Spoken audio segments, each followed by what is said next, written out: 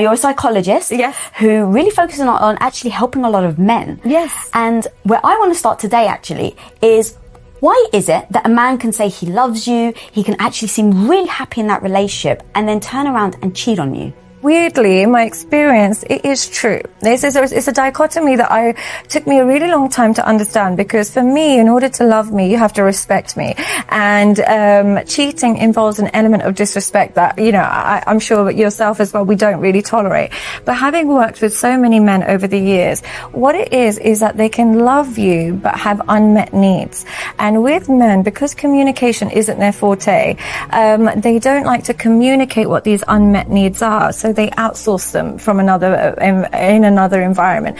So when they say I love you and cheat, as much as that sounds like a paradox to us, unfortunately for them, what that meant is I loved you, I didn't want to hurt you or upset you or tell you what was going on, so I just wanted to appease my own needs elsewhere at the expense of my relationship, which is not right, but it doesn't mean they didn't love their wife, which is really hard pill to swallow, but unfortunately in their world, that's what it means. So that's actually a really brilliant way of breaking it down.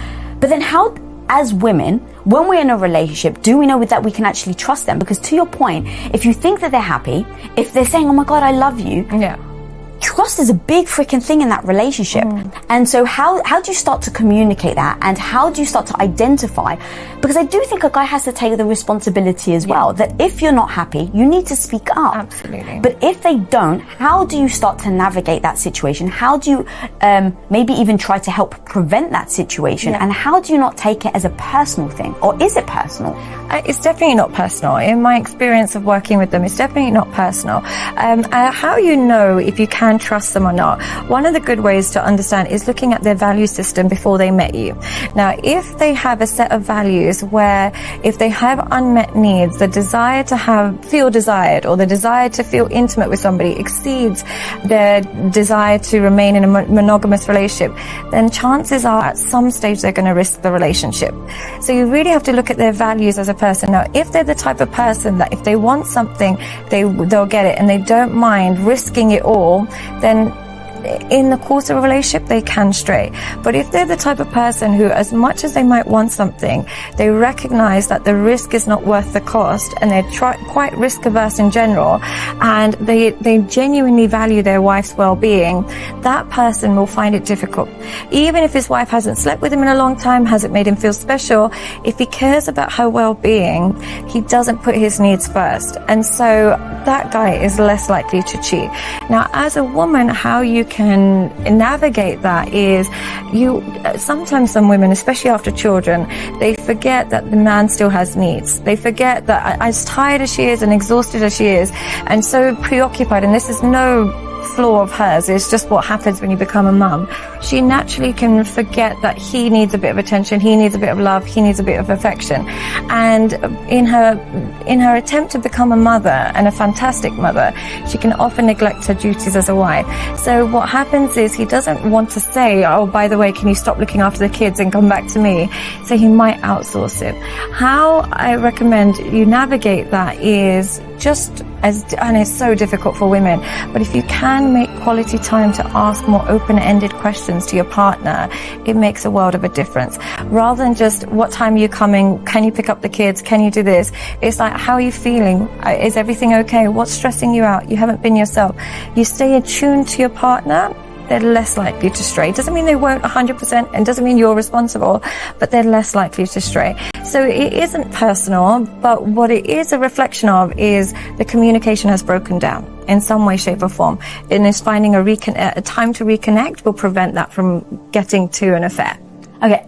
I love your honesty. I know what people are thinking at home right now. In the comments, they're saying, why is it my responsibility? The guy should own it.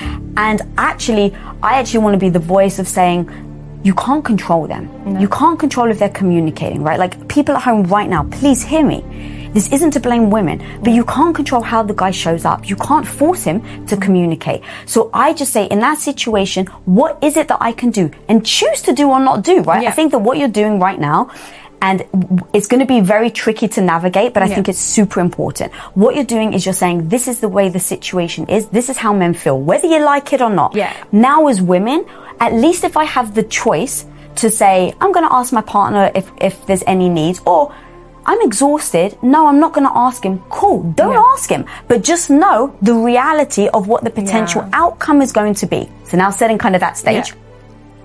One goes back to something you just said about the value system. Yeah. So how do you start to identify that value system in them? I've heard you say that you can also ask them questions about their childhood that reveal how they are today. Yeah. So take me through what sort of things that we can ask our partners if we're dating or if we're starting or we're already in a relationship with someone to start identifying what those values are. Okay. So great question, by the way. But what I would recommend is how you identify a man's values is you assess their kind of opinions on things that are not related to them. What I mean by this is one of the great things about our jobs is that we can kind of say, oh, someone said this today. What do you think about that? And so you might want to say something like, I read this article about men feeling neglected after a baby's born. What do you think about that? Or a colleague at work said that he feels like his wife doesn't want to have sex with him anymore. What do you feel about that? Or one common thing that a lot of people don't talk about is how men sometimes lose sexual desire for their wife after marriage, after living together. They might have been really rampant before, but they kind of lose their desire and they're not chasing their wife for sex the way they used to. And it's these kind of conversations, how you identify his values is his ability to be honest. Now, if you're with somebody who will tell you the truth, even if it hurts you, you're in luck. And as much as that might sound difficult, it actually creates emotional attunement. He's teaching you how to love him, and you do the same with him. But if you have a partner who is unable to express himself, what will happen is he'll find an outlet to express himself. Hopefully that will be a healthy outlet, but sometimes it can be an unhealthy outlet. So how you assess his value system is you assess how honest he is, even if does he stick to the truth, even if it offends some people. And if he's the type of person where truth matters to him, then chances are he'll be more honest and you can create a connection that will prevent infidelity. So I love the idea of asking someone the questions to see how they're going to respond.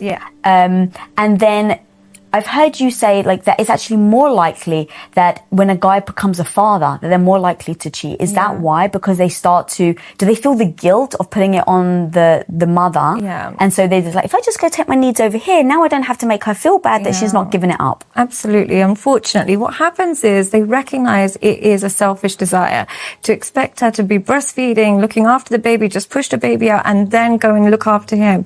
They know there's a part of them that can't always expect it, but they want it. They miss the woman they had pre-kids, because women do change after children and they become exhausted because children are exhausting. They become preoccupied with the child. They find it difficult to just kind of forget the child and let's go for dinner and just think about dinner. Whereas for a man, they can go and play football, leave the baby, and they can think about football. What they're doing is what they're thinking about. So they miss that one-to-one connection with their wife so much. They really miss it, but they don't know how to say it. And because they don't know how to say it, but they do know how to outsource it, they'll look for somewhere else. And a lot of the time after children is when men turn to pornography more, or they'll turn to escorts, or they'll turn to webcam women more, because they actually don't want to put in the effort of falling in love with another woman, but they do want to feel intimacy again. They're looking for either a sense of vulnerability or emotional connection with somebody else, especially with these webcam girls. They talk to you and so on and so forth. So I'd want to know what is the emotion and feeling he's seeking from pornography that he isn't being able to get from us. And I would consider it a bit of pornography because it has a trickle-down effect on the relationship. They either find it more difficult to get aroused by their partner, or they're less physically attracted. So because it has an impact on my connection with him, I would consider it a bit of cheating. Would you consider it? No, so Tom and I have very open communication, and so we talk about porn all the time. And sometimes, like, we have a rule: don't ever get offended if he asks for sex, but don't ever get offended if I say no. Right. And so because we've got that rule, if I say no, I still want my husband to have sexual, so I'm just like, go watch porn, babe. Like, I'm too tired. Okay. Right? And so because we have that communication, now I think it'd be very different if he didn't approach me, he didn't ask me for sex, and I walked in and he was sneaking it. Yeah. And I think that that's more about the trust, going back to that trust thing that we started with. I think that that's where it comes from, is that, hang on, you didn't trust me enough to even talk to me about it. Yeah. And now what's happened in our relationship where you don't feel like you can communicate that with me? I agree with that mentality. When it is a case of I've approached you first and you're not in the mood, you're tired or whatever, respectfully, I still have needs. I completely agree with that. But when it's a case of my wife, I haven't even approached, I haven't even discussed anything, I'm almost living a separate life, it's quite dangerous. But I also think it benefits the fact that Tom is not 25 years old. These young guys, they've been grown up with pornography and it has a real big impact on their relationships. I think after the age of 35, they can still remember what life was like without pornography. They still prefer human connection. Under 25 and under 30, they can't even remember a time where they had to put in the work to get sexual satisfaction. So that when their wife rejects them, instead of even facing the rejection, they'd rather go straight to the pornography, and that's what makes it a bit difficult. So the key there is date someone over 35. Yeah, I think so.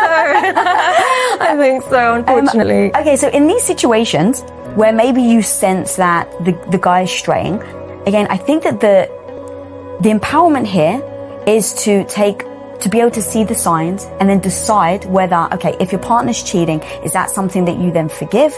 Do you work through it, right? Or do you take your power and do you leave? Like, that's what I'm all about. That's why it's really important for me to talk about this cheating aspect. Because from what I hear from a lot of people that have been cheated on is they feel deflated. They feel like it is about them. They feel their insecurity goes through the roof. Their confidence, literally plummets. And then it's hard to come back from that. Absolutely. And so, what are the signs that maybe someone can identify if they think that somebody is cheating or not? Okay. Well, one thing I always find quite fascinating is when I have clients where the man has been cheating for 4 or 5 years, I almost, and I know this sounds negative, but I almost look at the woman and I think, how did he manage this for 4 or 5 years? What was happening to your connection where somebody could live a double life for 4 or 5 years and you didn't notice anything? And most of the time when that happens, where somebody's lived a double life, the woman's almost clocked out of the relationship from an emotional perspective, but they're still married on paper or just lifestyle. So what I always say is if you want to rebuild after an affair, or if you want to know someone's having an affair, you have to look at your emotional connection with each other. If you have an emotional connection with each other where on a daily basis you're connecting, you're speaking to each other, you're emotionally, physically, spiritually connected, it's difficult for that person to stray without you realizing. You'll notice within a day or two something will be off. His eye contact will be different to you. Everything will be different. But if you're two people who are living separate lives, you won't spot the signs because you haven't emotionally invested in each other. This is man or women. There are men out there that don't realize when their wife is having an affair because they haven't taken the time to notice what she's up to that day, how often she calls, what she wears, and so on and so forth. So when you are so emotionally and psychologically connected to your partner, it's very little that they can do without you recognizing a change.